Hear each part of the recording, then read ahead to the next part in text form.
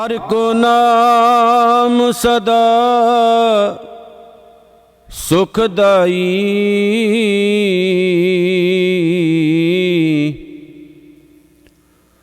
जाको सिमर अजामल उदर्यो।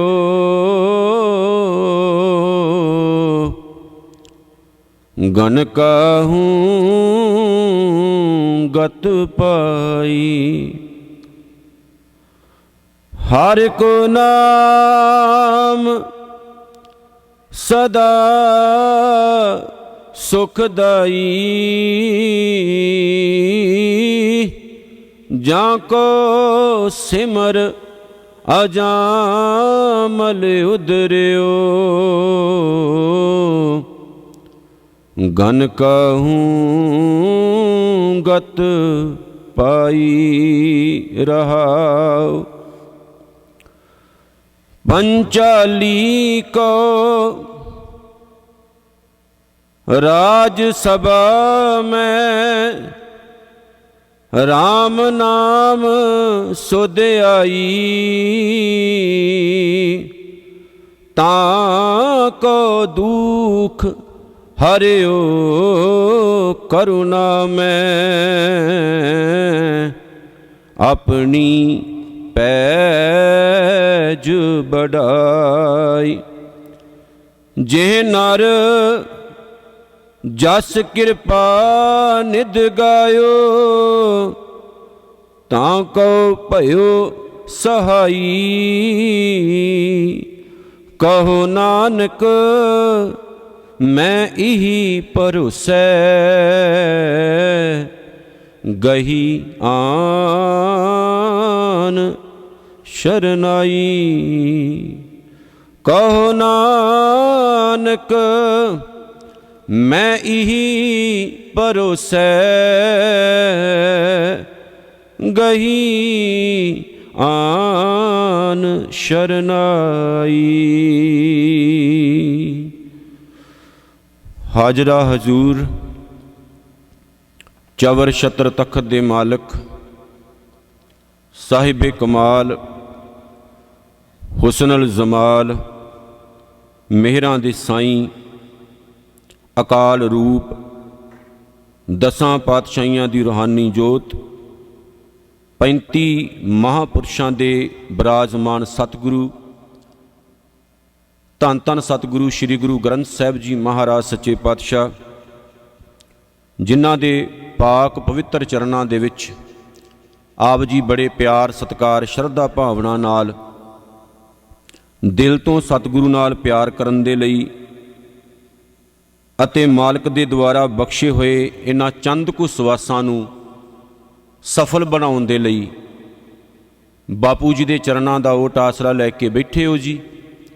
आओ जितने भी जुड़ के बैठे हो सतगुरु सच्चे पातशाह दे पाक दरबार विच सारिआं नूं हथ जोड़ के बेनती है, गज वज के कलगियां वाले सच्चे पातशाह महाराज वल्लों खालसा पंथ नूं असीसां नाल बख्शिश कीती होई गुरु फतेह नाल सांझ पाई है जी। जितने भी जुड़े हो गुरु साहिब दे पावन दरबार विच जां गुरु साहिब दे पावन दरबार साहिब तो बाहर हो, सारे सतगुरु कलगियां वाले सच्चे पातशाह के चरणों में अपना सीस नवाओ जी, हाज़री लवाओ। गज वज के इक्को साह नाल आखो वाहिगुरु जी का खालसा वाहिगुरु जी की फतेह। धन सतगुरु श्री गुरु तेग बहादुर महाराज सच्चे पातशाह जी सिखां दे 9वें गुरु होए ने और सिख इतिहास ये गल दसदा है कि धन गुरु नानक साहब सच्चे पातशाह महाराज तो लैके कलगियां वाले सच्चे पातशाह महाराज तक जिथे 10 गुरु साहबानां नूं समय की हुकूमत के नाल जूझना पिया, समय की हुकूमत का टाकरा करना पिया, उत्थे 10 गुरु साहबानां दा जदों टाइम खत्म हुंदा है, उन्हां दे शरीरक टाइम नूं समाप्ति हुंदी है, तां उहदे तों बाद जिहड़े उन्हां दे सिख होए ने उन्हां नूं भी बहुत वड्डी तादाद विच हुकूमत का टाकरा करना पिया सी। जिस तरह साडा इतिहास कहता है कि कलगियां वाले सच्चे पातशाह जी का ਜਿਸ ਟਾਈਮ ਸਮਾਪਤ ਹੁੰਦਾ, ਦੇਹ ਰੂਪ ਟਾਈਮ ਸਮਾਪਤ ਹੁੰਦਾ, ਕਿਉਂਕਿ ਜਿਉਂਦੇ ਉਹ ਅੱਜ ਵੀ ਨੇ, ਪਰ ਦੇਹ ਰੂਪ ਦੇ ਵਿੱਚ ਜਿਸ ਟਾਈਮ 1708 ਵਿੱਚ ਉਹ ਵਾਹਿਗੁਰੂ ਦੇ ਚਰਨਾਂ ਵਿੱਚ ਜਾ ਸਮਾਉਂਦੇ ਨੇ, ਤਾਂ ਉਹਦੇ ਤੋਂ ਬਾਅਦ ਬਾਬਾ ਬੰਦਾ ਸਿੰਘ ਬਹਾਦਰ ਦਾ ਇੱਕ ਟਾਈਮ ਆਉਂਦਾ। ਔਰ ਸਾਰਾ ਦੁਨੀਆ ਦਾ ਇਤਿਹਾਸ ਇਹ ਗੱਲ ਜਾਣਦਾ ਹੈ ਕਿ ਬਾਬਾ ਬੰਦਾ ਸਿੰਘ ਬਹਾਦਰ ਨੇ 8 ਸਾਲ ਦੇ ਵਿੱਚ ਸਭ ਤੋਂ ਪਹਿਲਾਂ ਸਿੱਖ ਰਾਜ ਕਾਇਮ ਕੀਤਾ ਸੀ, ਸਥਾਪਿਤ ਕੀਤਾ ਸੀ। ਤੇ ਬਾਬਾ ਬੰਦਾ ਸਿੰਘ ਬਹਾਦਰ ਨੇ ਜਿਹੜਾ ਸਿੱਖ ਰਾਜ ਕਾਇਮ ਕੀਤਾ, ਉਹਨਾਂ ਨੇ ਆਪਣੀ ਰਾਜਧਾਨੀ ਲੋਹਗੜ੍ਹ ਕਾਇਮ ਕੀਤੀ ਸੀ। ਤੇ ਬਾਬਾ ਬੰਦਾ ਸਿੰਘ ਬਹਾਦਰ ਹੀ ਇੱਕ ਐਸੀ ਬਾਕਮਾਲ ਸ਼ਖਸੀਅਤ ਸੀ ਜਿਨ੍ਹਾਂ ਨੇ ਸਾਡੇ ਉੱਤੇ ਇੰਨੀ ਕਿਰਪਾ ਕੀਤੀ, ਕਿਉਂਕਿ ਦਾਤ ਹੈ ਗੁਰੂ ਨਾਨਕ ਸਾਹਿਬ ਦੀ, ਇਹ ਤਾਂ ਵੰਡਣ ਵਾਲੇ ਉੱਤੇ ਹੈ ਵੀ ਉਹ ਵੰਡਦਾ ਕਿਹੜੇ ਤਰੀਕੇ ਨਾਲ ਹੈ, ਵੰਡਦਾ ਕਿਵੇਂ ਹੈ। ਬਾਬਾ ਬੰਦਾ ਸਿੰਘ ਬਹਾਦਰ ਉੱਤੇ ਕਲਗੀਆਂ ਵਾਲੇ ਗੁਰੂ ਨਾਨਕ ਸਾਹਿਬ ਦੀ ਕਿਰਪਾ ਹੋਈ ਹੈ। ਤਾਂ ਉਹਨਾਂ ਨੇ ਜਦੋਂ ਸਿੱਖ ਰਾਜ ਕਾਇਮ ਕੀਤਾ ਤੇ ਉਹਨਾਂ ਨੇ ਆਪਣੇ ਨਾਮ ਦਾ, ਮਾਫ ਕਰਿਓ, ਆਪਣਾ ਸਿੱਕਾ ਨਹੀਂ ਚਲਾਇਆ। ਨਹੀਂ ਤੇ ਹਰ ਬੰਦਾ ਚਾਹੁੰਦਾ ਵੀ ਮੈਂ ਰਾਜ ਕਾਇਮ ਕੀਤਾ ਤੇ ਮੇਰੇ ਨਾਮ ਦਾ ਰੁਪਈਆ ਚੱਲਣਾ ਚਾਹੀਦਾ, ਮੇਰੇ ਨਾਮ ਦੀ ਮੋਹਰ ਚੱਲਣੀ ਚਾਹੀਦੀ ਹੈ, ਮੇਰੇ ਨਾਮ ਦੀ ਕਰੰਸੀ ਹੋਣੀ ਚਾਹੀਦੀ ਹੈ, ਤੇ ਉਹਦੇ ਉੱਤੇ ਮੇਰੀਆਂ ਫੋਟੋਆਂ ਹੋਣੀਆਂ ਚਾਹੀਦੀਆਂ ਨੇ, ਜਿਵੇਂ ਅੱਜ ਦੇਸ਼ਾਂ ਵਿਦੇਸ਼ਾਂ ਵਿੱਚ ਆਮ ਚੱਲਦੀਆਂ ਨੇ। ਪਰ ਬਾਬਾ ਬੰਦਾ ਸਿੰਘ ਬਹਾਦਰ ਨੇ ਜਿਸ ਟਾਈਮ ਸਿੱਕੇ ਬਣਾਏ ਤਾਂ ਉਸ ਟਾਈਮ ਉਹਨਾਂ ਨੇ ਗੁਰੂ ਨਾਨਕ, ਗੁਰੂ ਗੋਬਿੰਦ ਸਿੰਘ ਮਹਾਰਾਜ ਸੱਚੇ ਪਾਤਸ਼ਾਹ ਮਹਾਰਾਜ ਦਾ ਨਾਮ ਲਿਖਿਆ ਸੀ। ਤੇ ਉਹਦਾ ਮੀਨਿੰਗ ਇਹ ਸੀ ਵੀ ਇਹ ਰਾਜ ਭਾਗ ਗੁਰੂ ਨਾਨਕ ਸੱਚੇ ਪਾਤਸ਼ਾਹ ਤੇ ਕਲਗੀਆਂ ਵਾਲਿਆ ਤੇਰੀ ਕਿਰਪਾ ਨਾਲ ਮਿਲਿਆ, ਤੇ ਖਾਲਸੇ ਦੀ ਦੇਗ ਵੀ ਤੇਰੀ ਕਿਰਪਾ ਨਾਲ ਚੱਲਦੀ ਰਹੇਗੀ, ਤੇ ਖਾਲਸੇ ਦੀ ਤੇਗ ਵੀ ਤੇਰੀ ਕਿਰਪਾ ਨਾਲ ਚੱਲਦੀ ਰਹੇਗੀ। ਭਾਵੇਂ ਕਿ 8 ਕੁ ਸਾਲ ਬਾਬਾ ਬੰਦਾ ਸਿੰਘ ਬਹਾਦਰ ਨੇ ਰਾਜ ਕੀਤਾ ਤੇ ਉਹਦੇ ਵਿੱਚ ਗਦਾਰੀਆਂ ਕਰਨ ਵਾਲਿਆਂ ਨੇ ਗਦਾਰੀਆਂ ਕੀਤੀਆਂ, ਤੇ ਬਾਬਾ ਬੰਦਾ ਸਿੰਘ ਬਹਾਦਰ ਨੂੰ ਗੁਰਦਾਸ ਨੰਗਲ ਦੀ ਗੜ੍ਹੀ ਵਿੱਚੋਂ ਕੈਦ ਕਰਕੇ ਉਹਨਾਂ ਦੇ 700 ਸਾਥੀਆਂ ਦੇ ਸਮੇਤ ਬਾਅਦ ਵਿੱਚ ਉਹਨਾਂ ਨੂੰ 100-100 ਕਰਕੇ ਸ਼ਹੀਦ ਕੀਤਾ ਗਿਆ।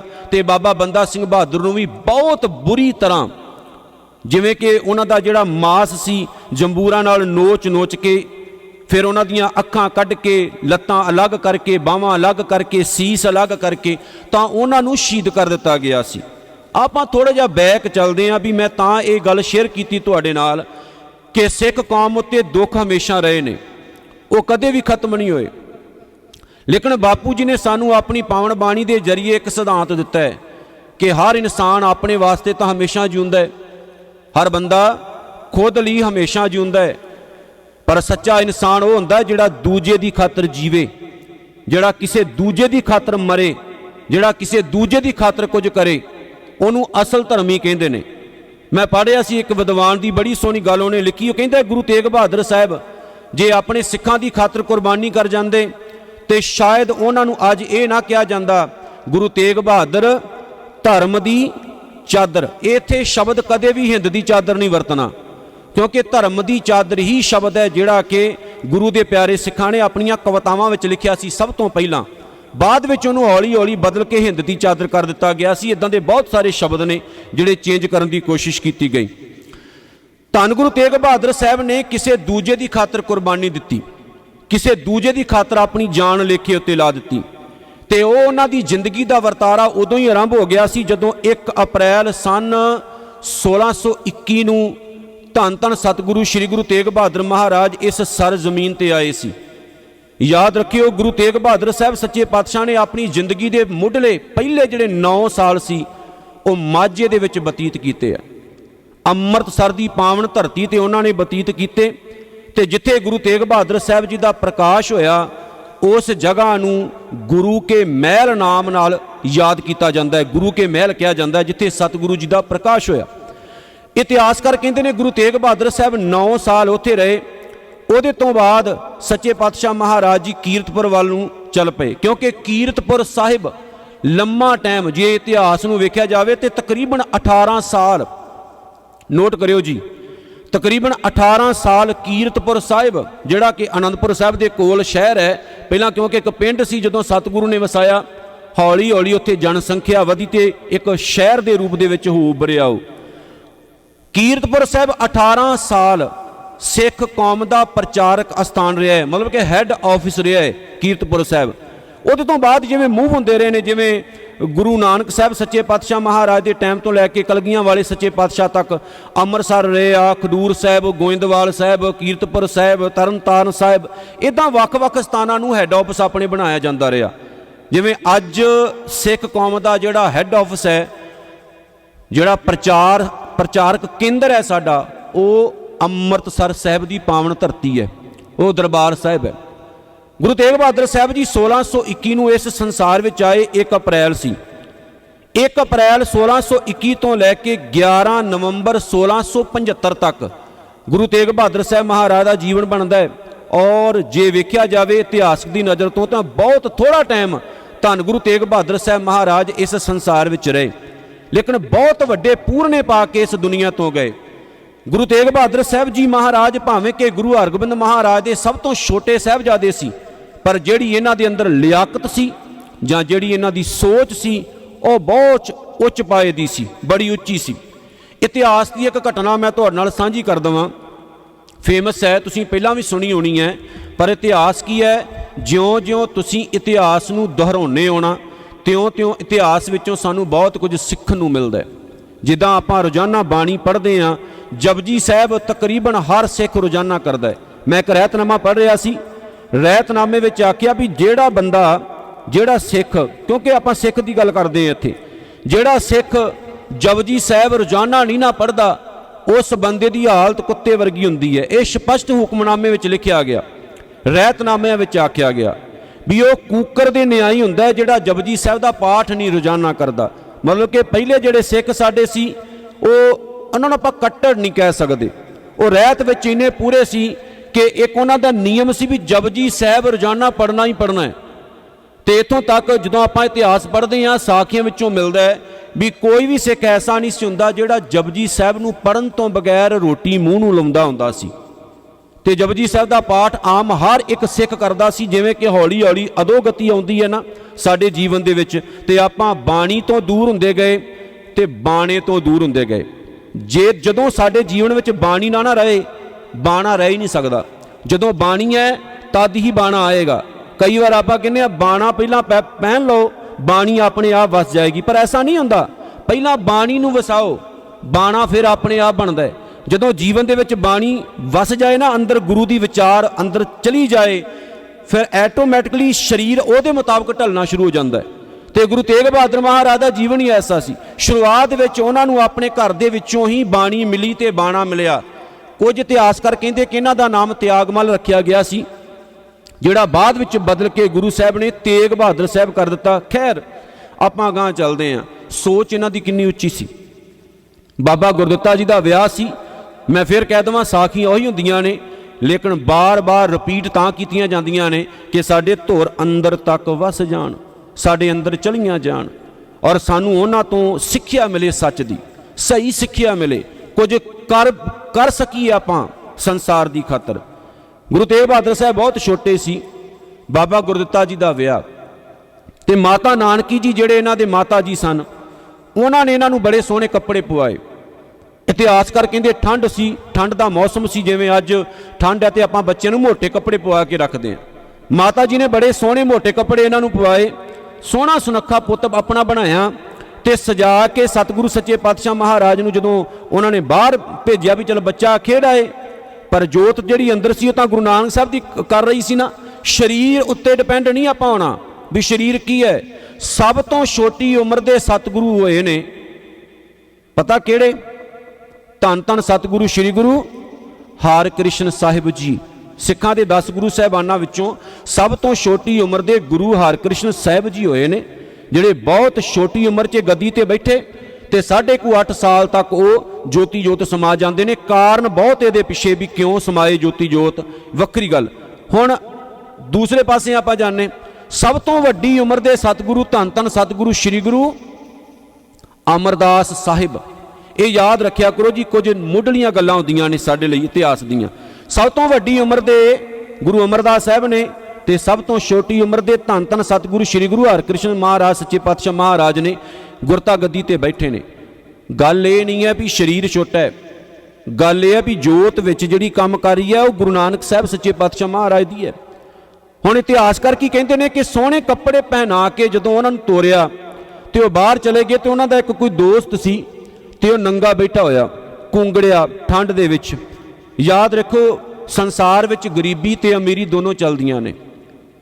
ਇਹ ਹਮੇਸ਼ਾ ਯਾਦ ਰੱਖਿਓ, ਨਾ ਹਮੇਸ਼ਾ ਦੁੱਖ ਰਹਿੰਦਾ ਹੈ, ਨਾ ਹਮੇਸ਼ਾ ਸੁੱਖ ਰਹਿੰਦਾ ਹੈ। ਬਾਪੂ ਦਾ ਬਚਨ ਆਪਾਂ ਕਈ ਵਾਰ ਪੜ੍ਹਦੇ ਹੁੰਦੇ ਨਾ, ਬਾਬਾ ਕਬੀਰ ਸਾਹਿਬ ਦੀ ਰਸਨਾ ਤੋਂ ਉਚਾਰਨ ਕੀਤਾ ਹੋਇਆ, ਨਾ ਕੋ ਲੈ ਆਇਓ ਇਹ ਧਨ,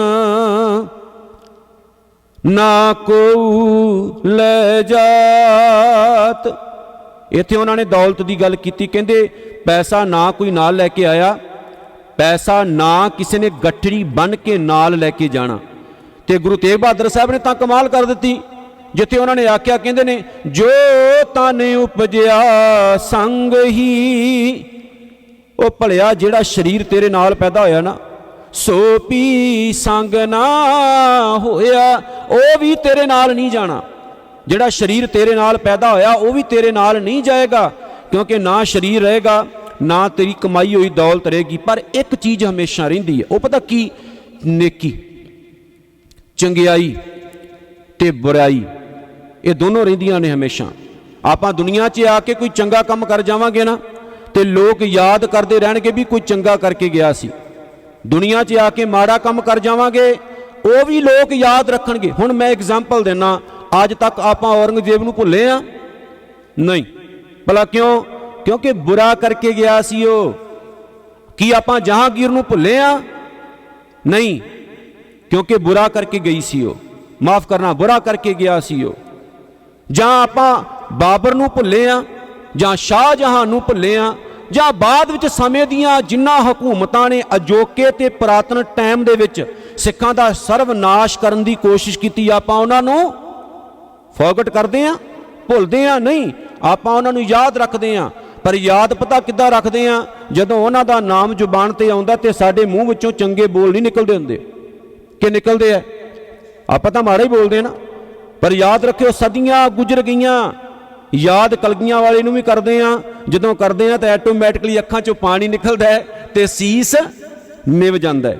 ਯਾਦ ਬਾਬਾ ਕਬੀਰ ਸਾਹਿਬ ਨੂੰ ਵੀ ਕਰਦੇ ਆ, ਯਾਦ ਬਾਬਾ ਰਵਿਦਾਸ ਸਾਹਿਬ ਨੂੰ ਵੀ ਕਰਦੇ ਆ, ਤੇ ਯਾਦ ਉਹਨਾਂ ਗੁਰਸਿੱਖਾਂ ਪਿਆਰਿਆਂ ਨੂੰ ਵੀ ਕਰਦੇ ਆ ਜਿਨ੍ਹਾਂ ਦੇ ਟੋਟੇ ਟੋਟੇ ਕਰ ਦਿੱਤੇ ਗਏ ਸੀ। ਭਾਈ ਮਨੀ ਸਿੰਘ, ਭਾਈ ਮਤੀ ਦਾਸ, ਭਾਈ ਸਤੀ ਦਾਸ, ਭਾਈ ਦਿਆਲਾ, ਉਹ ਸਾਰੇ ਗੁਰਸਿੱਖਾਂ ਨੂੰ ਵੀ ਯਾਦ ਕਰਦੇ ਆ।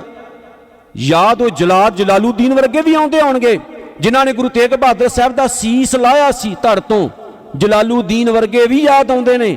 ਪਰ ਜਦੋਂ ਉਹ ਯਾਦ ਆਉਂਦੇ ਤੇ ਗੁੱਸਾ ਆਉਂਦਾ ਹੈ, ਕ੍ਰੋਧ ਆਉਂਦਾ ਹੈ। ਪਰ ਜਦੋਂ ਆਪਾਂ ਯਾਦ ਗੁਰੂ ਤੇਗ ਬਹਾਦਰ ਸਾਹਿਬ ਨੂੰ ਕਰਦੇ ਹਾਂ, ਅੱਖਾਂ 'ਚੋਂ ਪਾਣੀ ਆਉਂਦਾ ਹੈ ਤੇ ਨਿਮਰਤਾ ਨਾਲ ਸੀਸ ਨਿਵਦਾ ਹੈ ਤੇ ਮੂੰਹ 'ਚੋਂ ਨਿਕਲਦਾ ਹੈ, ਧੰਨ ਸੱਚਿਆ ਪਾਤਸ਼ਾਹ ਤੂੰ, ਧੰਨ ਤੇਰੇ ਸਿੱਖ ਤੇ ਧੰਨ ਤੇਰੀ ਸਿੱਖੀ। ਯਾਦ ਕੀਤਾ ਜਾਂਦਾ ਹੈ। ਦੁਨੀਆ 'ਚ ਦੋਨੋਂ ਚੀਜ਼ਾਂ ਰਹਿੰਦੀਆਂ। ਤਾਂ ਹੀ ਤਾਂ ਬਾਪੂ ਗੁਰੂ ਨਾਨਕ ਸਾਹਿਬ ਨੇ ਕਿਹਾ ਸੀ, ਚੰਗਿਆਈਆਂ, ਉੱਚੀ ਪੜਿਓ ਜੀ, ਚੰਗਿਆਈਆਂ ਵਾਚੈ ਧਰਮ। ਅਗਲੀ ਪੰਕਤੀ ਜਰਾ ਉੱਚੀ ਜਰਾ ਪੜਿਓ, ਕਰਮੀ ਆਪ ਕੇ ਨੇੜੇ ਕੇ। ਬਾਪੂ ਪਹਿਲੇ ਜਾਮੇ 'ਚ ਹੀ ਕਹਿ ਕੇ ਕਹਿੰਦੇ ਤੇਰੇ ਕੰਮ ਹੈ ਜਿਨ੍ਹਾਂ ਦੇ ਕਰਕੇ ਤੇਰੀ ਨੇੜਤਾ ਰੱਬ ਨਾਲ ਬਣਨੀ ਹੈ, ਜਿਨ੍ਹਾਂ ਦੇ ਕਰਕੇ ਤੇਰੀ ਦੂਰੀ ਬਣਨੀ ਹੈ। ਇਹ ਤੇਰੇ ਤੇ ਡਿਪੈਂਡ ਕਰਦਾ ਹੈ ਕਿ ਰੱਬ ਨਾਲ ਨੇੜਤਾ ਬਣਾਉਣੀ ਹੈ ਕਿ ਭਲਿਆ ਰੱਬ ਤੋਂ ਦੂਰੀ ਬਣਾਉਣੀ ਹੈ। ਗੁਰੂ ਤੇਗ ਬਹਾਦਰ ਮਹਾਰਾਜ ਸੱਚੇ ਪਾਤਸ਼ਾਹ ਜੀ ਬਹਿ ਗਏ, ਬੱਚੇ ਨੂੰ ਪੁੱਛਦੇ ਨੇ ਆਪਣੇ ਸਾਥੀ ਨੂੰ, ਕਿਉਂਕਿ ਸਤਿਗੁਰੂ ਦੀ ਉਮਰ ਉਸ ਹਿਸਾਬ ਨਾਲ ਸੀ, ਜਿਸ ਹਿਸਾਬ ਨਾਲ ਏਜ ਹੋਵੇ ਉਸ ਹਿਸਾਬ ਨਾਲ ਸ਼ਬਦ ਬਣ ਜਾਂਦੇ ਨੇ। ਤੇ ਸਤਿਗੁਰੂ ਦੀ ਏਜ ਦੇ ਮੁਤਾਬਕ ਸ਼ਬਦ ਕ੍ਰੀਏਟ ਹੋਏ। ਕਹਿੰਦੇ ਸਾਥੀਆ ਵੀ ਕੀ ਹੋਇਆ, ਕਿਉਂ ਰੋ ਰਹੇ ਆ? ਪੁੱਛਿਆ ਹੋਵੇਗਾ ਇਤਿਹਾਸਕਾਰ ਕਹਿੰਦੇ ਨੇ। ਤੇ ਉਹਨੇ ਕਿਹਾ ਵੀ ਮੇਰੇ ਕੋਲ ਕੱਪੜੇ ਨਹੀਂ ਤੇ ਠੰਡ ਬਹੁਤ ਲੱਗ ਰਹੀ। ਕਹਿੰਦੇ ਆਪਣੀ ਮੰਮਾ ਦੇ ਕੋਲ ਜਾ, ਮਾਂ ਦੇ ਕੋਲ ਜਾ, ਮਾਤਾ ਨੂੰ ਜਾ ਕੇ ਕਹਿ ਵੀ ਕੱਪੜੇ ਪਾ ਦੇ। ਤੇ ਉਸ ਬੱਚੇ ਨੇ ਕਿਹਾ ਹੋਵੇਗਾ ਵੀ ਕੱਪੜੇ ਹੈ ਹੀ ਨਹੀਂ ਤੇ ਮਾਂ ਪਾਏ ਕਿੱਥੋਂ। ਇਹ ਸੱਚ ਹੈ, ਕਿਉਂਕਿ ਅੱਜ ਵੀ ਹਾਲਾਤ ਐਸੇ ਨੇ, ਸਾਡੇ ਕੋਲ ਇੰਨੇ ਹੁੰਦੇ ਨੇ ਕਿ ਸਾਨੂੰ ਪਾਉਣ ਦਾ ਟਾਈਮ ਨਹੀਂ ਮਿਲਦਾ। ਕਈ ਵਾਰ ਅਲਮਾਰੀਆਂ ਭਰੀਆਂ ਹੁੰਦੀਆਂ, ਆਪਾਂ ਚੁਆਇਸ ਕਰਦੇ ਰਹਿੰਦੇ ਆ, ਘੰਟਾ ਘੰਟਾ ਸੋਚਦੇ ਰਹਿੰਦੇ ਆ ਕਿਹੜੇ ਰੰਗ ਦੀ ਪੱਗ ਬੰਨੀਏ, ਕਿਹੜੇ ਰੰਗ ਦਾ ਕੁੜਤਾ ਪਜਾਮਾ ਪਾਈਏ, ਕਿਹੜੇ ਰੰਗ ਦਾ ਸੂਟ ਪਾਈਏ, ਕਿਉਂਕਿ ਇੰਨੇ ਜ਼ਿਆਦਾ ਹੈ ਕਿ ਪਤਾ ਨਹੀਂ ਲੱਗਦਾ। ਪਰ ਦੁਨੀਆ ਵਿੱਚ ਮੈਂ ਖੁਦ ਵੀ ਐਸੇ ਲੋਕ ਵੇਖੇ ਨੇ। ਦੂਰ ਨਾ ਜਾਇਓ, ਸਾਡੀ ਕੌਮ ਵਿੱਚ ਹੀ ਸਿਕਲੀਗਰ ਸਿੱਖ ਨੇ। ਆ ਨਾਗਪੁਰ ਵਾਲੀ ਸਾਈਡ ਤੇ ਤੁਸੀਂ ਚਲੇ ਜਾਓ, ਕਿਤੇ ਤੁਹਾਨੂੰ ਜਾਣਾ ਮਿਲ ਜਾਏ। ਸਿਕਲੀਗਰ ਜਿਹੜੇ ਸਿੱਖ ਨੇ, ਉਹਨਾਂ ਵਿਚਾਰਿਆਂ ਨੂੰ ਜੇ ਆਪਾਂ ਦੇਖੀਏ ਨਾ ਜਾ ਕੇ, ਚੰਗੇ ਕੱਪੜੇ ਪਾਉਣ ਨੂੰ ਉਹਨਾਂ ਦੇ ਕੋਲ ਨਹੀਂ। ਉਹਨਾਂ ਦੇ ਬੱਚੇ ਚੰਗੇ ਸਕੂਲਾਂ 'ਚ ਨਹੀਂ ਪੜ੍ਹਦੇ। ਕਿਉਂ ਭਲਾ? ਕਿਉਂਕਿ ਹੈ ਹੀ ਨਹੀਂ। ਫਿਰ ਗਾਂਹ ਚਲੇ ਜਾਓ, ਉਹਨਾਂ ਦੇ ਕੋਲ ਇੰਨਾ ਪੈਸਾ ਨਹੀਂ ਕਿ ਆਪਣਾ ਚੰਗਾ ਕਾਰੋਬਾਰ ਕਰ ਸਕਣ। ਉਹਨਾਂ ਦੇ ਕੋਲ ਇੰਨੇ ਪੈਸੇ ਨਹੀਂ ਹਸਪੀਟਲ ਬਣਾ ਸਕਣ, ਦਵਾਈਆਂ ਲੈ ਕੇ ਤੇ ਖਾ ਸਕਣ ਤੇ ਬਿਮਾਰੀਆਂ ਦੂਰ ਕਰ ਸਕਣ। ਵੱਡੀ ਤਾਦਾਦ ਦੇ ਵਿੱਚ ਈਸਾਈ ਮਿਸ਼ਨਰੀ ਉੱਥੇ ਪਹੁੰਚੇ, ਭਾਵੇਂ ਕਿ ਬਾਅਦ ਵਿੱਚ ਟਾਈਮ ਚੇਂਜ ਹੋਇਆ, ਬਦਲਿਆ, ਕਈ ਸੰਸਥਾਵਾਂ ਨੇ ਕਿਰਪਾ ਕੀਤੀ ਤੇ ਹੌਲੀ ਹੌਲੀ ਉਹਨਾਂ ਤੱਕ ਪੈਸਾ ਪਹੁੰਚਿਆ, ਪਰ ਸੱਚ ਇਹ ਹੈ ਕਿ ਉਹਨਾਂ ਤੱਕ ਉਹਨਾਂ ਪੈਸਾ ਨਹੀਂ ਪਹੁੰਚਿਆ ਜਿੰਨਾ ਇਕੱਠਾ ਕੀਤਾ ਗਿਆ। ਜਿਹੜੇ ਉਹ ਸਿਕਲੀਗਰ ਸਿੱਖ ਸੀ ਉਹ ਅੱਜ ਵੀ ਇੰਨੇ ਗਰੀਬ ਨੇ ਕਿ ਉਹਨਾਂ ਦੇ ਕੋਲ ਚੰਗੇ ਘਰ ਨਹੀਂ, ਪਾਉਣ ਨੂੰ ਕੱਪੜੇ ਨਹੀਂ। ਪਰ ਸਾਡੇ ਸਾਰਿਆਂ ਦੇ ਕੋਲ ਇੰਨਾ ਕੁਝ ਹੈ ਕਿ ਆਪਾਂ ਲੈ ਕੇ ਵੀ ਕਈ ਵਾਰ ਰੱਜਦੇ ਨਹੀਂ ਤੇ ਆਪਾਂ ਸ਼ੁਕਰਾਨਾ ਨਹੀਂ ਕਰਦੇ ਮਾਲਕ ਦਾ ਕਿ ਦਾਤਿਆ ਤੂੰ ਇੰਨਾ ਦਿੱਤਾ ਹੈ ਵੀ ਦੱਸ ਨਹੀਂ ਸਕਦੇ। ਗੁਰੂ ਤੇਗ ਬਹਾਦਰ ਮਹਾਰਾਜ ਦੇ ਟਾਈਮ ਦੀ ਗੱਲ ਤਾਂ ਬਹੁਤ ਦੂਰ, ਅੱਜ ਵੀ ਤਾਂ ਹਾਲਾਤ ਐਸੇ ਨੇ। ਜਦੋਂ ਆਪਾਂ ਜਾ ਕੇ ਵੇਖਦੇ ਹਾਂ ਐਸੇ ਇਲਾਕਿਆਂ ਦੇ ਵਿੱਚ ਨੰਗੇ ਬੱਚੇ ਤੁਰੇ ਫਿਰਦੇ ਆ, ਨੰਗੇ ਉਹਨਾਂ ਦੇ ਪੈਰ ਹੁੰਦੇ, ਤੇ ਗੁਰੂ ਤੇਗ ਬਹਾਦਰ ਸਾਹਿਬ ਕਹਿੰਦੇ ਵੀ ਕੱਪੜੇ ਨਹੀਂ, ਉਹ ਕਹਿੰਦਾ ਜੀ ਕੱਪੜੇ ਨਹੀਂ ਹੈ। ਤਾਂ ਗੁਰੂ ਤੇਗ ਬਹਾਦਰ ਸਾਹਿਬ ਦਾ ਦਿਲ ਦੇਖਿਓ, ਆਪਾਂ ਇਸ ਜਿਹੜੀ ਸਾਖੀ ਹੈ ਇਤਿਹਾਸ ਦੀ, ਇਹਨੂੰ ਛੱਡ ਸਕਦੇ ਹਾਂ ਕਦੇ? ਗੁਰੂ ਤੇਗ ਬਹਾਦਰ ਸਾਹਿਬ ਮਹਾਰਾਜ ਨੇ ਕਿਹਾ ਵੀ ਕੱਪੜੇ ਨਹੀਂ, ਕਹਿੰਦਾ ਨਹੀਂ। ਤਾਂ ਗੁਰੂ ਤੇਗ ਬਹਾਦਰ ਸਾਹਿਬ ਦਾ ਦਿਲ ਦੇਖੋ, ਦਰਿਆ ਦਿਲ ਹੈ ਮਾਲਕ ਦਾ। ਉਹਨਾਂ ਨੇ ਆਪਣੇ ਕੱਪੜੇ ਉਤਾਰੇ, ਸਿਰ ਤੋਂ ਲੈ ਕੇ ਪੈਰਾਂ ਤੱਕ ਸਾਰੇ ਕੱਪੜੇ ਉਤਾਰ ਕੇ, ਛੋਟੇ ਜਿਹੇ ਸੀ ਮਾਲਕ ਸੱਚੇ ਪਾਤਸ਼ਾਹ, ਤਾਂ ਆਪਣੇ ਦੋਸਤ ਨੂੰ ਪਵਾ ਦਿੱਤੇ, ਉਹਦਾ ਤਨ ਢੱਕ ਦਿੱਤਾ ਤੇ ਸਤਿਗੁਰੂ ਜੀ ਇਦਾਂ ਹੀ ਆਪ ਆਪਣੇ ਘਰ ਦੇ ਵਿੱਚ ਆ ਗਏ। ਮਾਤਾ ਜੀ ਨੇ ਪੁੱਛਿਆ ਵੀ ਬੇਟਾ ਮੈਂ ਤੈਨੂੰ ਕੱਪੜੇ ਪਵਾਏ ਸੀ, ਕਿੱਥੇ ਲਾ ਕੇ ਆਇਆ?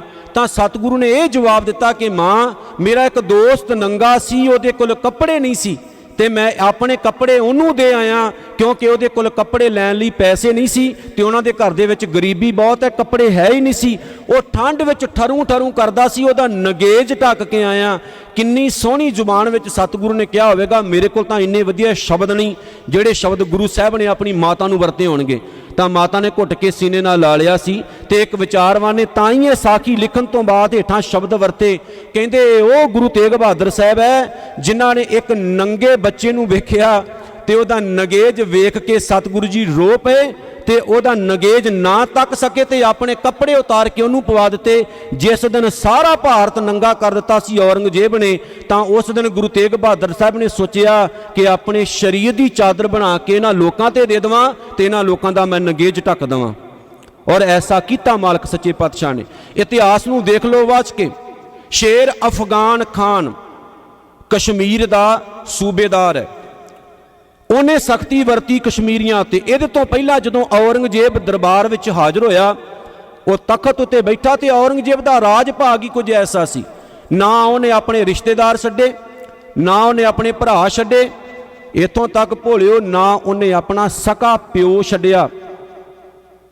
ਇੱਥੇ ਗੱਲ ਫਿਰ ਦੌਲਤ ਦੀ ਆ ਜਾਂਦੀ। ਆਪਾਂ ਦੌਲਤ ਦੀ ਆਕੜ ਮਤ ਰੱਖੀਏ, ਪੈਸੇ ਦਾ ਗੁਮਾਨ ਮਤ ਰੱਖੋ। ਸ਼ਾਹਜਹਾਨ ਤੋਂ ਅਮੀਰ ਕੋਈ ਨਹੀਂ ਹੋਏਗਾ।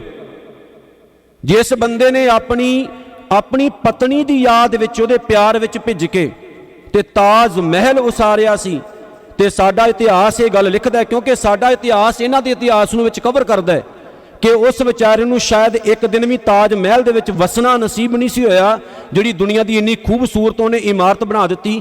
ਤੇ ਉਹਦੇ ਹੀ ਪੁੱਤ ਨੇ ਔਰੰਗਜ਼ੇਬ ਨੇ ਉਹਨੂੰ ਇੱਕ ਕਿਲੇ ਦੇ ਵਿੱਚ ਕੈਦ ਕੀਤਾ। ਮੈਂ ਪਿੱਛੇ ਜੇ ਇੱਕ ਤਸਵੀਰ ਵੇਖ ਰਿਹਾ ਸੀ, ਬੜੀ ਪੁਰਾਤਨ ਤਸਵੀਰ ਹੈ, ਕਈ 100 ਸਾਲ ਪੁਰਾਣੀ ਹੋਣੀ, ਬਣਾਈ ਕਿ ਸ਼ਾਹਜਹਾਨ ਨੂੰ ਬਣਾਇਆ ਤੇ ਉਹ ਕਾਲ ਕੋਠਰੀ ਬਣਾਈ ਗਈ ਤੇ ਉਹਦੇ ਵਿੱਚੋਂ ਦੀ ਨਾ ਇੱਕ ਛੋਟਾ ਜਿਹਾ ਉਹਨੇ ਸੁਰਾਖ ਕੀਤਾ। ਔਰ ਇਹ ਸੱਚ ਹੈ, ਇਤਿਹਾਸ ਕਹਿੰਦਾ ਹੈ, ਜਿਹਦੇ ਵਿੱਚ ਉਹ ਅੱਖ ਲਗਾ ਕੇ ਤੇ ਉਹ ਤਾਜ ਮਹਿਲ ਵੇਖਦਾ ਹੁੰਦਾ ਸੀ। 8 ਸਾਲ ਲਗਾਤਾਰ ਔਰੰਗਜ਼ੇਬ ਨੇ ਆਪਣੇ ਪਿਓ ਨੂੰ ਗੋਡੇ ਰਗੜ ਰਗੜ ਕੇ ਮਾਰਿਆ, ਪਾਣੀ ਦੇ ਘੁੱਟ ਤੋਂ ਪਿਆਸਾ ਰੱਖ ਰੱਖ ਕੇ। ਇੰਨੀ ਮਾੜੀ ਹਾਲਤ ਆਪਣੇ ਪਿਓ ਦੀ ਕਰ ਦਿੱਤੀ ਸੀ। ਇਸੇ ਕਰਕੇ ਕਿਸੇ ਵਿਦਵਾਨ ਨੇ ਬੜੀ ਸੋਹਣੀ ਗੱਲ ਲਿਖੀ, ਉਹ ਕਹਿੰਦਾ ਹੈ, ਤਖਤੇ ਸ਼ਾਹੀ ਤਖਤ ਨਸ਼ੀ ਪਰ। ਤਖਤ ਦੀ ਗੱਲ ਕੀਤੀ ਉਹਨੇ, ਤਖਤ ਕੁਰਸੀ ਦੀ ਗੱਲ।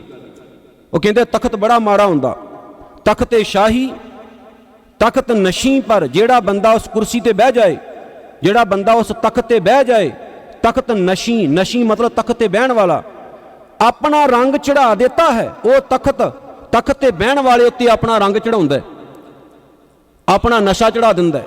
ਸੁਣਿਓ ਜੀ, ਤਖਤੇ ਸ਼ਾਹੀ ਤਖਤ ਨਸ਼ੀ ਪਰ ਆਪਣਾ ਰੰਗ ਚੜਾ ਦੇਤਾ ਹੈ, ਰਫਤਾ ਰਫਤਾ ਹਰ ਹਾਕਮ ਕੋ ਔਰੰਗਜ਼ੇਬ ਬਣਾ ਦੇਤਾ ਹੈ। ਇੱਕ ਐਸਾ ਟਾਈਮ ਆਉਂਦਾ ਹੈ ਜਦੋਂ ਉਹ ਤਖਤ ਇੱਕ ਨਹੀਂ ਕਈ ਔਰੰਗਜ਼ੇਬ ਪੈਦਾ ਕਰ ਦਿੰਦਾ ਹੈ, ਕਿਉਂਕਿ ਉਹਦੀ ਰੰਗਤ ਚੜ ਜਾਂਦੀ ਹੈ ਉਹਦੇ ਉੱਤੇ। ਇਹ ਤਾਂ ਗੱਲਾਂ ਲਿਖੀਆਂ ਗਈਆਂ ਕਿਉਂਕਿ ਔਰੰਗਜ਼ੇਬ ਨੇ ਆਪਣਾ ਪਿਓ ਤੱਕ ਨਹੀਂ ਸੀ ਛੱਡਿਆ। ਔਰ ਸਾਡਾ ਇਤਿਹਾਸ ਕਹਿੰਦਾ ਜਦੋਂ ਔਰੰਗਜ਼ੇਬ ਤਖਤ ਤੇ ਬੈਠਾ ਉਹਨੇ ਇੱਕ ਹੁਕਮ ਜਾਰੀ ਕੀਤਾ ਕਿ ਪੂਰੇ ਹਿੰਦੂ ਧਰਮ ਨੂੰ ਇਹ ਅਨਾਉਂਸ ਕਰ ਦਿਓ ਨਵੇਂ ਮੰਦਰ ਨਹੀਂ ਉਸਾਰੇ ਜਾਣਗੇ, ਪੁਰਾਣਿਆਂ ਨੂੰ ਛੇੜਿਆ ਨਹੀਂ ਜਾਏਗਾ। ਇਹ ਰਾਜਨੀਤੀ ਸੀ ਉਹਦੀ। ਬਾਅਦ ਵਿੱਚ ਉਹਨੇ ਇੱਕ ਹੋਰ ਹੁਕਮ ਜਾਰੀ ਕੀਤਾ। ਇਤਿਹਾਸ ਦੇ ਜਿਹੜੇ ਵਿਦਿਆਰਥੀ ਨੇ, ਹਿਸਟਰੀ ਨੂੰ ਪੜ੍ਹਦੇ ਨੇ, ਪਤਾ ਹੋਏਗਾ ਵੀ ਉਹਨੇ ਕੀ ਕੁਝ ਕੀਤਾ ਸੀ। ਉਹਨੇ ਫਿਰ ਇੱਕ ਹੁਕਮ ਜਾਰੀ ਕੀਤਾ, ਪੁਰਾਣੇ ਮੰਦਰਾਂ ਦੀ ਰਿਪੇਅਰ ਨਹੀਂ ਕੀਤੀ ਜਾ ਸਕਦੀ। ਹੁਣ ਢੱਠ ਰਹੀ ਹੈ ਇਮਾਰਤ, ਰਿਪੇਅਰ ਕਰਨੀ ਹੈ, ਰਿਪੇਅਰ ਦੇ ਉੱਤੇ ਉਹਨੇ ਰੋਕਥਾਮ ਲਗਾਤੀ, ਨਹੀਂ ਕੀਤੀ ਜਾਏਗੀ। ਫਿਰ ਉਸ ਬੰਦੇ ਨੇ ਇਹ ਹੁਕਮ ਜਾਰੀ ਕੀਤਾ ਕਿ ਵਾਮ ਮਾਰਗੀਆਂ ਦੇ ਜਿੰਨੇ ਮੰਦਰ ਨੇ, ਵਾਮ ਮਾਰਗੀ ਇੱਕ ਲੰਮਾ ਇਹ ਵੱਖਰਾ ਵਿਸ਼ਾ ਹੈ, ਮੈਂ ਸੰਖੇਪ ਜਿਹਾ ਦੱਸ ਦੇਵਾਂ। ਵਾਮ ਮਾਰਗੀ ਲੋਕ ਉਹ ਹੁੰਦੇ ਨੇ ਜਿਨ੍ਹਾਂ ਦੇ ਮੰਦਰ ਅੱਜ ਵੀ ਮੌਜੂਦ ਨੇ, ਜਿਨ੍ਹਾਂ ਦੇ ਉੱਤੇ ਅਸ਼ਲੀਲ ਸਟੈਚੂ ਬਣਾਏ ਹੋਏ ਨੇ। ਗੂਗਲ ਤੇ ਜਾ ਕੇ ਤੁਸੀਂ ਪਾ ਕੇ ਵੇਖਿਓ, ਤੁਹਾਨੂੰ ਮਿਲੇਗਾ ਅਸ਼ਲੀਲ ਸਟੈਚੂ ਹੈ ਜਿਹੜੇ ਉਹਦੇ ਉੱਤੇ ਕਈ ਸਦੀਆਂ ਦੇ ਪੁਰਾਣੇ ਬਣਾਏ। ਤਾਂ ਉਹਨੇ ਕਿਹਾ ਤਾਂ ਅਸੀਂ ਸਾਰੇ ਢਾਹ ਦਿਓ। ਹੌਲੀ ਹੌਲੀ ਢਾਉਣੇ ਸ਼ੁਰੂ ਹੋ ਗਏ। ਔਰੰਗਜ਼ੇਬ ਦੇ ਹੁਕਮ ਨਾਲ ਜਿਹੜੇ ਪੁਰਾਣੇ ਮੰਦਰ ਸੀ ਉਹ ਵੀ ਬਹੁਤ ਵੱਡੀ ਤਾਦਾਦ ਵਿੱਚ ਢਾਏ ਗਏ। ਆਖਰਕਾਰ ਕਸ਼ਮੀਰ ਦੇ ਜਿਹੜੇ ਪੰਡਤ ਸੀ, ਵਿਦਵਾਨ ਸੀ, ਕਿਉਂਕਿ ਕਸ਼ਮੀਰ ਨੂੰ ਸਿਰ ਕਿਹਾ ਜਾਂਦਾ ਸੀ ਹਿੰਦੁਸਤਾਨ ਦਾ, ਭਾਰਤ ਦਾ, ਕਿਉਂਕਿ ਬੜੇ ਬੜੇ ਵੱਡੇ ਵਿਦਵਾਨ ਸੱਜਣ ਹਿਸਟੋਰੀਕਲ ਸਾਰੇ ਦੇ ਸਾਰੇ ਕਸ਼ਮੀਰ ਦੀ ਧਰਤੀ ਤੇ ਵੱਸਦੇ ਸਨ। ਤੇ ਔਰੰਗਜ਼ੇਬ ਸਿਆਣਾ ਬੜਾ ਸੀ। ਉਹਨੇ ਪਤਾ ਕੀ ਸੋਚਿਆ, ਮੈਂ ਹਮੇਸ਼ਾ ਇਹ ਗੱਲ ਕਹਿੰਦਾ ਹੁੰਨਾ, ਤੇ ਮੇਰੇ ਖਿਆਲ ਦੇ ਵਿੱਚ 4-5 ਮਹੀਨੇ ਹੋ ਗਏ ਮੈਂ ਇਹ ਗੱਲ ਤੁਹਾਡੇ ਨਾਲ ਸਾਂਝੀ ਵੀ ਕੀਤੀ ਸੀ, ਜਦੋਂ ਭਾਈ ਸਾਹਿਬ ਭਾਈ ਨੰਦ ਲਾਲ ਜੀ ਦਾ ਜੀਵਨ ਤੁਹਾਡੇ ਨਾਲ ਮੈਂ ਸ਼ੇਅਰ ਕਰ ਰਿਹਾ ਸੀ ਉਹਨਾਂ ਦੇ ਜਨਮ ਦਿਨ ਦੇ ਸੰਬੰਧ ਦੇ ਵਿੱਚ, ਕਿ ਭਾਈ ਸਾਹਿਬ ਭਾਈ ਨੰਦ ਲਾਲ ਜੀ ਨੂੰ ਵੀ ਖਰੀਦਣ ਦੀ ਕੋਸ਼ਿਸ਼ ਕੀਤੀ ਸੀ। ਸੁਣਿਓ ਜੀ, ਇੱਕ ਟਾਈਮ ਆਇਆ ਸੀ ਜਦੋਂ ਔਰੰਗਜ਼ੇਬ ਨੇ ਭਾਈ ਸਾਹਿਬ ਭਾਈ ਨੰਦ ਲਾਲ ਨੂੰ ਵੀ ਖਰੀਦਣ ਦੀ ਕੋਸ਼ਿਸ਼ ਕੀਤੀ ਸੀ, ਕਿਉਂਕਿ ਜਿਹੋ ਜੀ ਵਿਆਖਿਆ ਕੁਰਾਨ ਸ਼ਰੀਫ ਦੀ ਭਾਈ ਨੰਦ ਲਾਲ ਨੇ ਕੀਤੀ ਸੀ, ਉਹ ਜੀ ਵਿਆਖਿਆ ਕੋਈ ਮੁਸਲਮਾਨ ਵੀ ਨਹੀਂ ਸੀ ਕਰ ਸਕਦਾ। ਤੇ ਔਰੰਗਜ਼ੇਬ ਨੇ ਕਿਹਾ ਸੀ ਵੀ ਇਹ ਵਿਦਵਾਨ, ਇਦਾਂ ਦੇ ਵਿਦਵਾਨ ਸੱਜਣ ਜਿਹੜੇ ਹੈ ਉਹ ਇਹਨਾਂ ਦੀ ਕੌਮ 'ਚ ਨਹੀਂ ਹੋਣੇ ਚਾਹੀਦੇ, ਉਹਨਾਂ ਨੂੰ ਆਪਣੇ ਵੱਲ ਲੈ ਆਓ। ਉਹ ਸਿਲਸਿਲਾ ਅੱਜ ਵੀ ਜਾਰੀ ਹੈ। ਤੇ ਉਹਦੇ ਨਾਲ ਮੈਂ ਤੁਹਾਨੂੰ ਆਪਣੀ ਵੀ ਇੱਕ ਗੱਲ ਸ਼ੇਅਰ ਨਾਲ ਹੀ ਕੀਤੀ ਸੀ ਵੀ ਕਿਸੇ ਇੱਕ ਟਾਈਮ ਸੀ ਜਦੋਂ ਕਲਕੱਤੇ ਦੀ ਧਰਤੀ ਉੱਤੇ ਦਾਸ ਨੂੰ ਵੀ ਕਿਹਾ ਗਿਆ ਸੀ ਈਸਾਈ ਬਣ ਜਾਓ। ਮੇਰੇ ਖਿਆਲ ਦੇ ਵਿੱਚ 10-15 ਸਾਲ ਪੁਰਾਣੀ ਸ਼ਾਇਦ ਗੱਲ ਹੋਏਗੀ, ਕਿਉਂਕਿ ਕਥਾ ਕਰਦੇ ਨੂੰ ਮੈਨੂੰ 19 ਸਾਲ ਹੋ ਗਏ ਹੈ। 10-15 ਸਾਲ ਪੁਰਾਣੀ ਗੱਲ ਹੋਏਗੀ ਜਦੋਂ ਉਸ ਟਾਈਮ ਕਿਹਾ ਗਿਆ ਸੀ ਵੀ ਈਸਾਈ ਬਣ ਜਾਓ, ਕਿਰਪਾਨ ਪਾ ਕੇ ਰੱਖੋ, ਅੰਮ੍ਰਿਤਧਾਰੀ ਹੋ ਕੇ ਰਹੋ, ਕੇਸ ਦਾੜੀ ਰੱਖੋ, ਲੇਕਿਨ ਪ੍ਰਚਾਰ ਤੁਸੀਂ ਜੀਸਸ ਦਾ ਕਰਨਾ, ਪ੍ਰਚਾਰ ਤੁਸੀਂ ਯਿਸੂ ਮਸੀਹ ਦਾ ਕਰਿਓ, ਪ੍ਰਚਾਰ ਸਾਡਾ ਕਰਿਓ। ਵਿੱਚੋਂ ਮਤਲਬ ਗੱਲਾਂ ਕਰਨੀਆਂ ਤੁਸੀਂ ਸ਼ੇਅਰ। ਚਲੋ ਖੈਰ, ਇਹ ਗੱਲ ਵੱਖਰੀ। ਇਹ ਸਿਲਸਿਲਾ ਔਰੰਗਜ਼ੇਬ ਤੋਂ ਸਟਾਰਟ ਹੋਇਆ ਸੀ ਜਦੋਂ ਉਹਨੇ ਕਿਹਾ ਸੀ ਸਾਰੇ ਦੇ ਸਾਰੇ ਵਿਦਵਾਨ ਹੈ ਕਸ਼ਮੀਰ ਦੀ ਧਰਤੀ ਤੇ, ਉਹਨਾਂ ਨੂੰ ਖਰੀਦ ਲਓ। ਪਹਿਲਾਂ ਉਹਨਾਂ ਨੂੰ ਖਰੀਦਣ ਦੀ ਗੱਲ ਆਈ, ਲਾਲਚ ਦਿੱਤੇ, ਡਰਾਵੇ ਦਿੱਤੇ। ਆਖਰਕਾਰ ਫਿਰ ਗੱਲ ਇੱਥੇ ਮੁੱਕੀ ਜਦੋਂ ਉਹਨਾਂ ਨੂੰ ਕਿਹਾ ਗਿਆ ਜੇ ਤੁਸੀਂ ਮੁਸਲਮਾਨ ਨਹੀਂ ਬਣਦੇ ਤੇ ਤੁਹਾਨੂੰ ਕਤਲ ਕਰ ਦਿੱਤਾ ਜਾਏਗਾ। ਇਹ ਮਤ ਸੋਚਿਓ ਵੀ ਖਰੀਦੇ ਨਾ ਗਏ ਹੋਣਗੇ, ਬਹੁਤ ਵੱਡੀ ਤਾਦਾਦ ਵਿੱਚ ਖਰੀਦੇ ਗਏ ਹੋਣਗੇ, ਕਿਉਂਕਿ ਬੜੀ ਵੱਡੀ ਤਾਦਾਦ ਵਿੱਚ ਉੱਥੇ ਇਸਲਾਮ ਬਾਅਦ ਵਿੱਚ ਫੈਲਿਆ। ਇਹ ਇੱਕ ਵੱਖਰਾ ਵਿਸ਼ਾ। ਸ਼ੇਰ ਅਫਗਾਨ ਖਾਨ ਨੇ ਤਲਵਾਰ ਚਲਾਈ ਆਪਣੀ, ਆਰਡਰ ਉਹਨੇ ਜਾਰੀ ਕਰ ਦਿੱਤੇ, ਲਾਲਚ ਦਿੱਤੇ ਗਏ, ਡਰਾਵੇ ਦਿੱਤੇ ਗਏ, ਡਰ ਦਿੱਤੇ ਗਏ, ਬੜੀ ਵੱਡੀ ਤਾਦਾਦ ਵਿੱਚ ਖਰੀਦੇ ਗਏ। ਪਰ ਕੁਝ ਐਸੇ ਸੀ ਜਿਨ੍ਹਾਂ ਨੇ ਕਿਰਪਾ ਰਾਮ ਦੀ ਅਗਵਾਈ ਦੇ ਵਿੱਚ ਗੁਰੂ ਤੇਗ ਬਹਾਦਰ ਸਾਹਿਬ ਦੇ ਕੋਲ ਜਾਣ ਦਾ ਫੈਸਲਾ ਕੀਤਾ। ਇਤਿਹਾਸਕਾਰ ਕਹਿੰਦੇ ਨੇ ਕਿ ਧੰਨ ਧੰਨ ਗੁਰੂ ਤੇਗ ਬਹਾਦਰ ਮਹਾਰਾਜ ਸੱਚੇ ਪਾਤਸ਼ਾਹ ਦੇ ਕੋਲ ਕਿਰਪਾ ਰਾਮ ਦੀ ਅਗਵਾਈ ਦੇ ਵਿੱਚ ਕੁਝ ਪੰਡਤ, ਕਸ਼ਮੀਰੀ ਪੰਡਤ ਪਹੁੰਚੇ। ਉਹਨਾਂ ਨੇ ਜਾ ਕੇ ਬੇਨਤੀ ਕੀਤੀ, ਮਾਲਕਾ ਸੱਚਿਆ ਪਾਤਸ਼ਾਹ, ਆਪਾਂ ਚਾਰੇ ਪਾਸੇ ਨਿਗਾਹ ਘੁਮਾ ਕੇ ਵੇਖ ਲਿਆ, ਪਰ ਇੱਕ ਤੇਰੇ ਤੋਂ ਬਗੈਰ ਸਾਡਾ ਕੋਈ ਨਾ ਸਹਾਰਾ। ਬਹੁਤ ਕੁਝ ਵੇਖਿਆ ਪਰ ਸਹਾਰਾ ਕੋਈ ਵੀ ਨਹੀਂ ਤੇਰੇ ਤੋਂ ਬਗੈਰ। ਮਾਲਕਾ ਜੇ ਬਚਾ ਸਕਦਾ ਤੇ ਤੂੰ ਬਚਾ ਸਕਦਾ ਹੈ, ਖਤਰਾ ਕੀ ਬਣ ਗਿਆ? ਅੱਜ ਸਾਡੀ ਇੱਜ਼ਤ ਉੱਤੇ ਗੱਲ ਬਣ ਆਈ, ਸਾਡੀਆਂ ਧੀਆਂ ਸੁਰੱਖਿਅਤ ਨਹੀਂ। ਆਪਾਂ ਇਤਿਹਾਸ ਨੂੰ ਐਦਾਂ ਫਟਾਫਟ ਸੁਣਾ ਕੇ ਅਗਾਂਹ ਲੰਘ ਜਾਂਦੇ ਹਾਂ, ਪਰ ਜਦੋਂ ਇਤਿਹਾਸ ਵਿੱਚ ਵੜੀਏ ਨਾ, ਆਪਾਂ ਅੰਦਰ ਚਲੀ ਜਾਈਏ, ਫਿਰ ਪਤਾ ਲੱਗਦਾ ਕਾਰਨ ਕਿੰਨੇ ਭੈੜੇ ਬਣ ਚੁੱਕੇ ਸੀ। ਉਹਨਾਂ ਨੇ ਕਿਹਾ ਵੀ ਸਾਡੀਆਂ ਧੀਆਂ ਸੁਰੱਖਿਅਤ ਨਹੀਂ। ਹਰ ਬੰਦਾ ਚਾਹੁੰਦਾ ਮੇਰੀ ਔਲਾਦ ਸੁਰੱਖਿਅਤ ਹੋਵੇ, ਸਾਡੀਆਂ ਧੀਆਂ ਸੁਰੱਖਿਅਤ ਨਹੀਂ।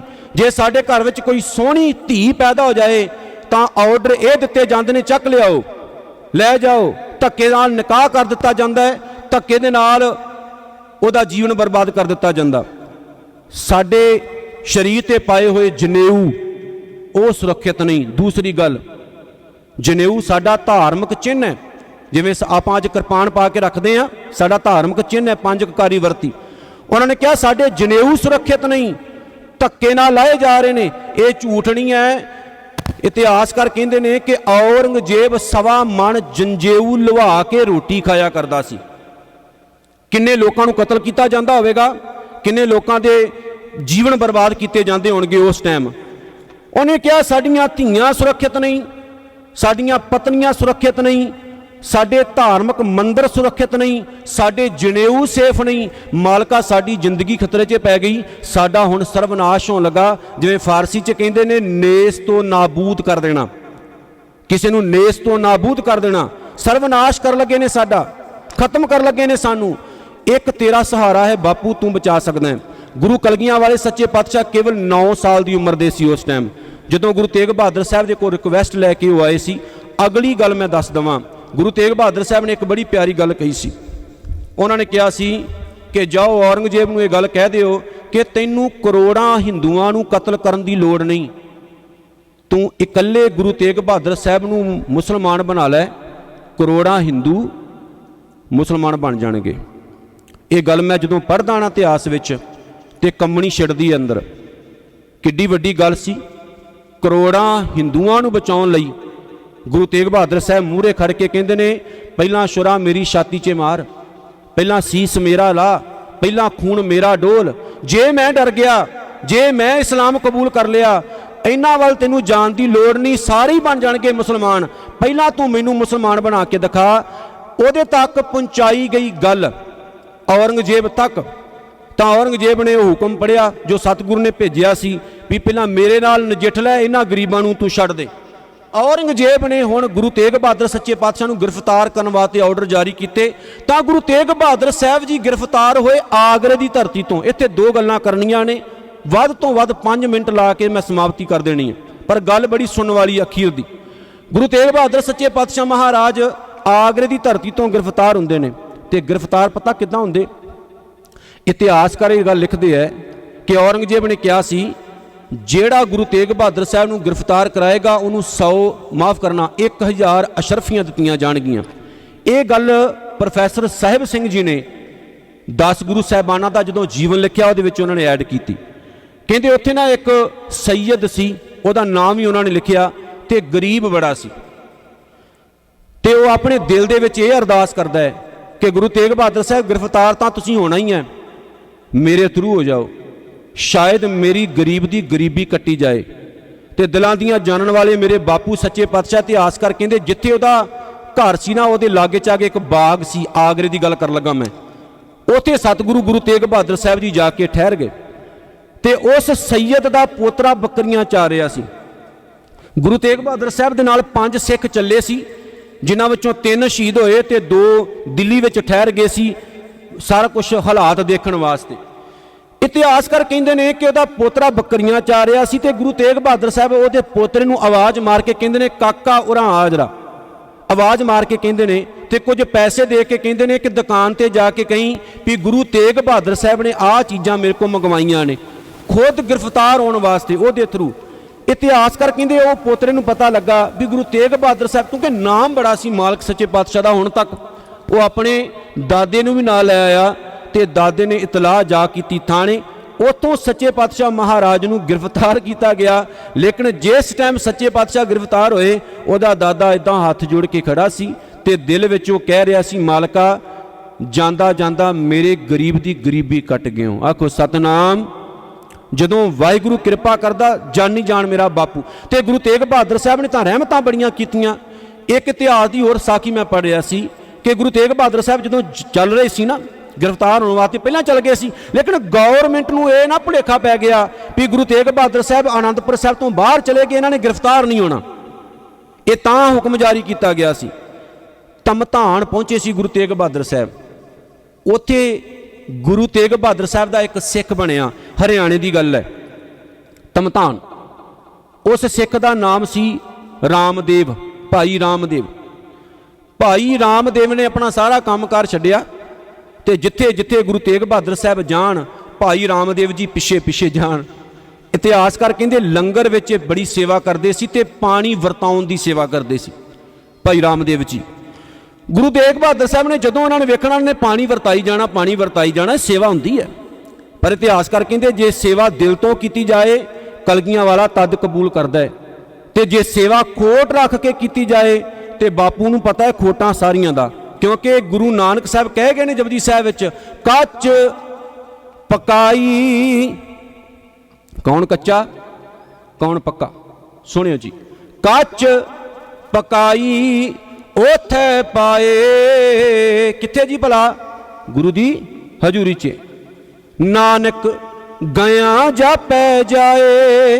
ਪਰ ਇਸ ਗੱਲ ਦੀ ਸਮਝ ਉਦੋਂ ਆਉਂਦੀ ਹੈ ਜਦੋਂ ਆਪਾਂ ਉਸ ਅਵਸਥਾ 'ਤੇ ਪਹੁੰਚ ਜਾਂਦੇ ਹਾਂ ਕਿ ਸਾਡੀ ਅਵਸਥਾ ਉਹ ਅਵਸਥਾ ਬਣ ਜਾਏ ਜਦੋਂ ਪਤਾ ਲੱਗ ਜਾਏ ਝੂਠ ਕੀ ਹੈ, ਸੱਚ ਕੀ ਹੈ, ਕੱਚਾ ਕੀ ਹੈ, ਪੱਕਾ ਕੀ ਹੈ, ਮਾੜਾ ਕੀ ਹੈ, ਚੰਗਾ ਕੀ ਹੈ, ਕੋਲਾ ਕੀ ਹੈ ਤੇ ਹੀਰਾ ਕੀ ਹੈ। ਪਰ ਇਹ ਅਵਸਥਾ ਬੜੀ ਉੱਚੀ ਗੁਰੂ ਨਾਨਕ ਹੀ ਦਿੰਦਾ ਹੈ।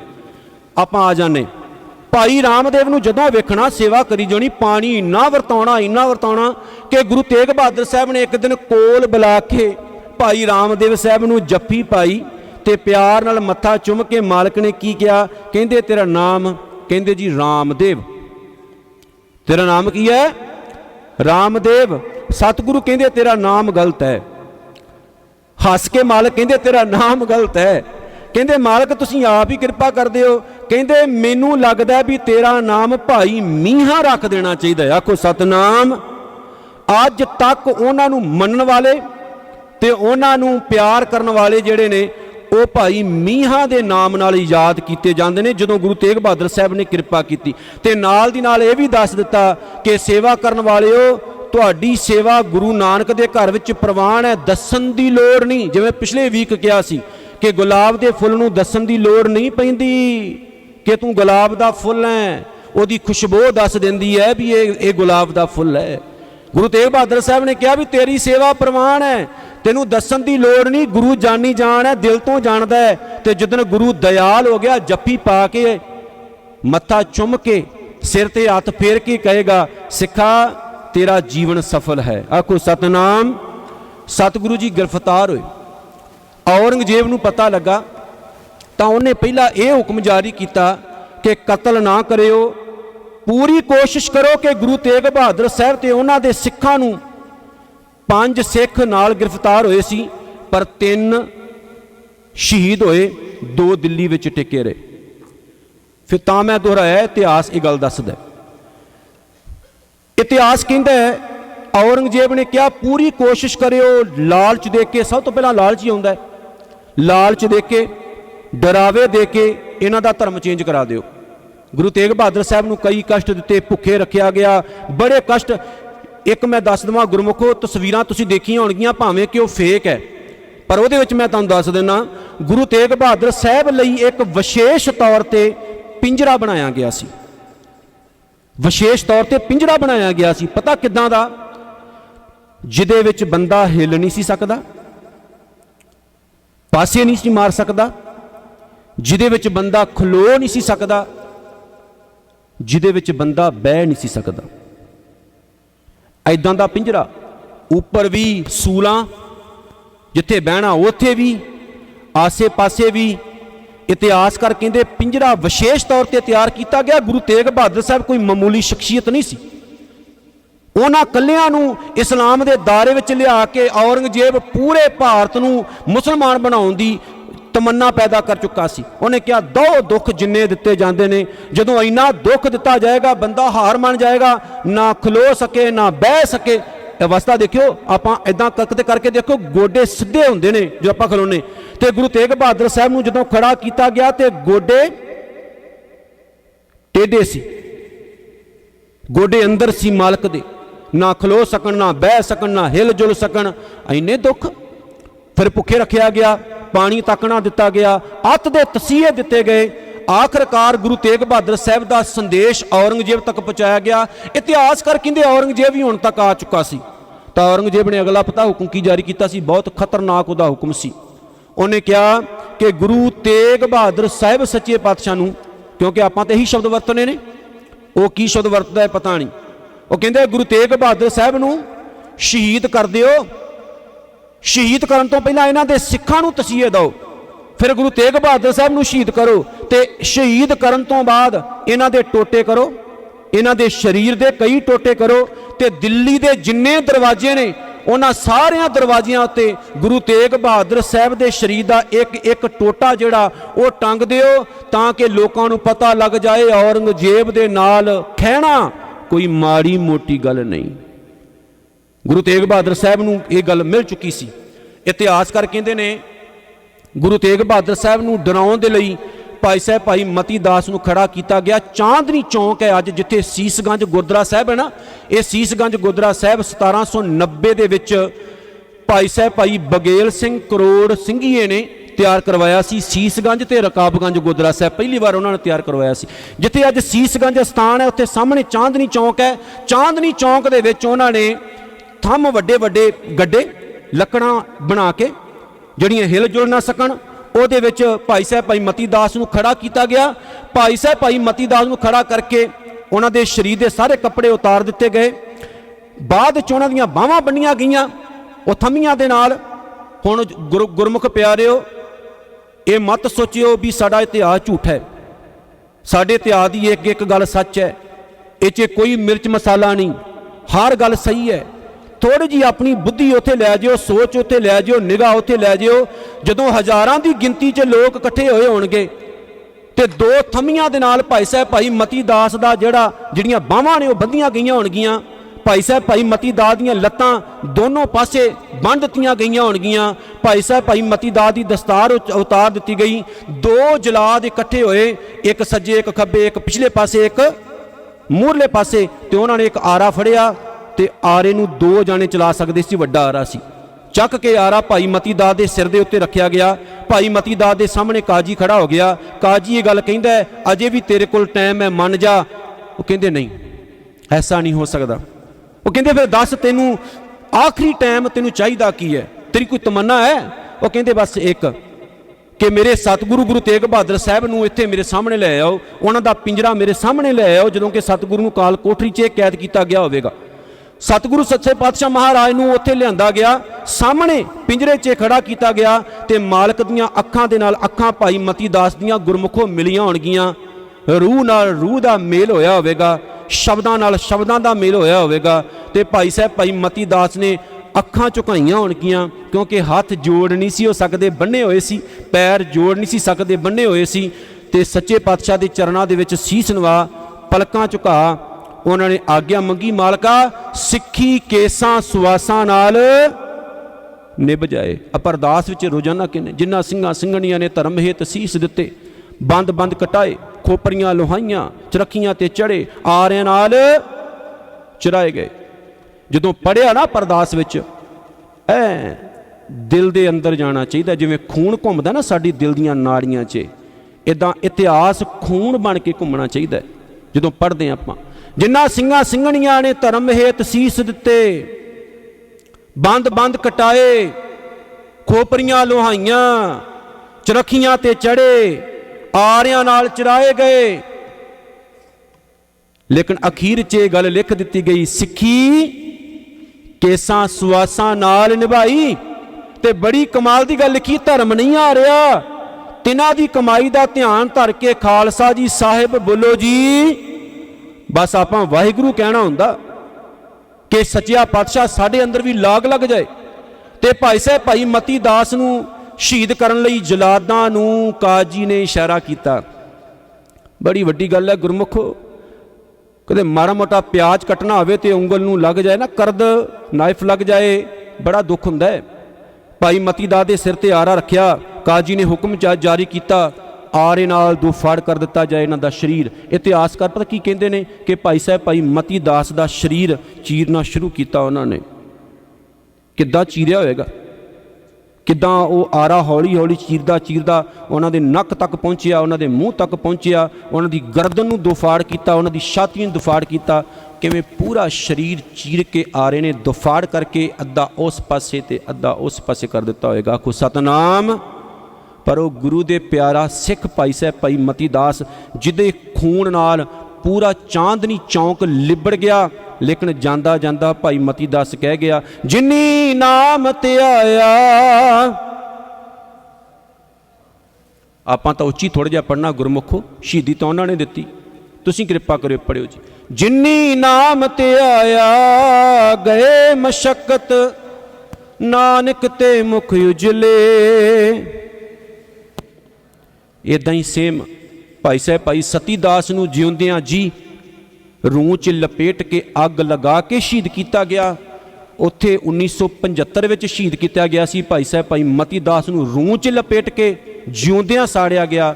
1984 च बाद च टैर पा के सिखां नूं साड़िया गया। दोनों घटनावां मिलदियां जुलदियां ने। उदों भी सिख जिउंदा साड़िया गया, बाद विच भी सिख जिउंदे साड़े गए। भाई साहब भाई दयाला जी उन्होंने देग दे विच उबालिया गया, जिवें आलू उबालते ना आपां। भाई साहब भाई दयाला दा शरीर इदां उबालिया गया। आपां तां फोटोआं देखते हैं भी उन्हों दा शरीर जिहड़ा बाहर है, सिर बाहर है उन्हों दा देग तो, पर इदां नहीं सी होया। मैं इतिहास पढ़ रहा सी कि जदों उन्होंने उबलते पानी च बिठाया गया सी ना, तां जिहड़ी देग सी उत्ते ढक्कन दिता गया। फिर उस ढक्कन नूं घुट के बन्निया गया कि जदों बंदा अंदर तड़फेगा उस उबलते पानी च ओहदा शरीर उबाले खाएगा ते कते वो तड़प तड़प के बाहर ना आ जाए। ते बाहर बन्निया गया सी ते जदों तक उन्हां दी शहीदी नहीं सी हो गई, उन्होंने वो ढक्कन नहीं सी ओपन किया, खोलिया नहीं सी। तिन्ना सिखां दी शहीदी हुई धन गुरु तेग बहादुर साहब की अखां के सामने, पर मालक नहीं डोले। आखिरकार इतिहासकार कहते सतगुरु का टाइम आया, मालक ने इशनान किया, मालक ने पावन बाणी का जाप किया, बह गए सच्चे पातशाह जी आसन जमा के। जलालुद्दीन जलाद सी, उहदे हत्थ विच तलवार सी, उन्हें तलवार लैके काजी दे एक इशारे नाल 11 नवंबर सन 1675 नूं गुरु तेग बहादुर साहब दा सीस धड़ तो अलग कर दिता। जिहड़ा उन्हें हुक्म जारी किया सी गुरमुखो कि इन्हां दे शरीर दे टोटे टोटे करके ते दिल्ली के दरवाजिया मूहरे टंग दिता जाए, ऐसा सिखां ने नहीं होने दिता। मैं संखेप गल कह के समाप्ति कर लगा कि सीस भाई साहब भाई जैता जी जिहड़े बाद च भाई जीवन सिंह बने, वो ले आए दिल्ली तो 250-300 मील दूर होएगा आनंदपुर साहब, उतों तक लैके गए। ते धड़ भाई साहब भाई लकी शाह वणजारा जिन्हां दा कोल दिल्ली दे पिंड सी रकाब पिंड का नाम सी, जिन्हों आपां अज रकाब गंज कहने ना गुरुद्वारा साहब।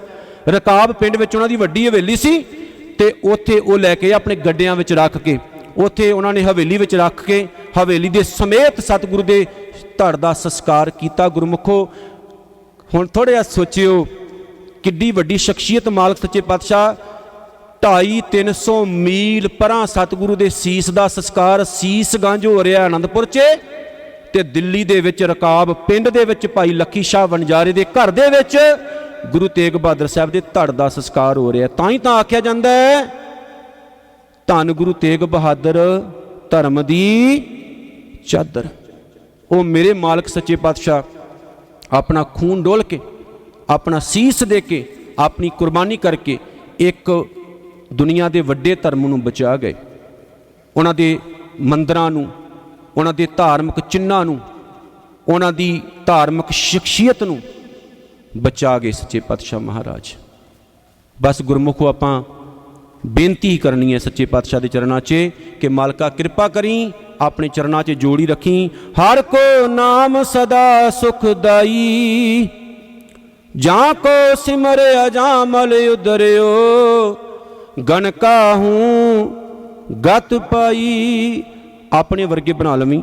आओ जी गुरमुखो अखीर विच एक पंक्ति का जाप करके समाप्ति करिए जी। सारे ने उच्ची आवाज़ विच पढ़ना ते मालक तो आग्ञा लैनी जी।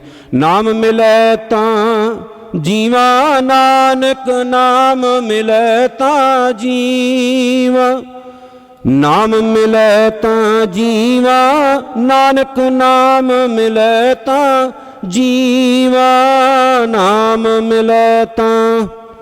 सारे पढ़ो जी। नाम मिले तां तन मन थीवै हरिया, तन मन थीवै हरिया, तन मन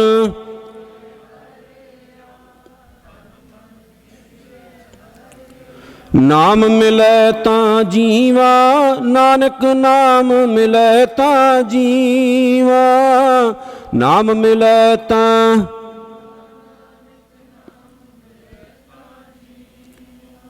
ਭੁੱਲ ਚੁੱਕ ਦੀ ਖਿਮਾ ਜੀ। ਗੁਰੂ ਤੇਗ ਬਹਾਦਰ ਸਾਹਿਬ ਉਹਨਾਂ ਦੇ ਸਿੱਖ ਸਾਡੇ ਸਿਰਾਂ 'ਤੇ ਮਿਹਰ ਭਰਿਆ ਹੱਥ ਰੱਖਣ, ਸਾਨੂੰ ਸਮੱਤ ਬਖਸ਼ਿਸ਼ ਕਰਨ, ਆਪਣੇ ਚਰਨਾਂ ਨਾਲ ਲਾਈ ਰੱਖਣ। ਗੱਜ ਵੱਜ ਕੇ ਆਖੋ ਜੀ, ਨਾਨਕ ਨਾਮ ਤੇਰੇ ਭਾਣੇ। ਵਾਹਿਗੁਰੂ ਜੀ ਕਾ ਖਾਲਸਾ, ਵਾਹਿਗੁਰੂ ਜੀ ਕੀ ਫਤਿਹ।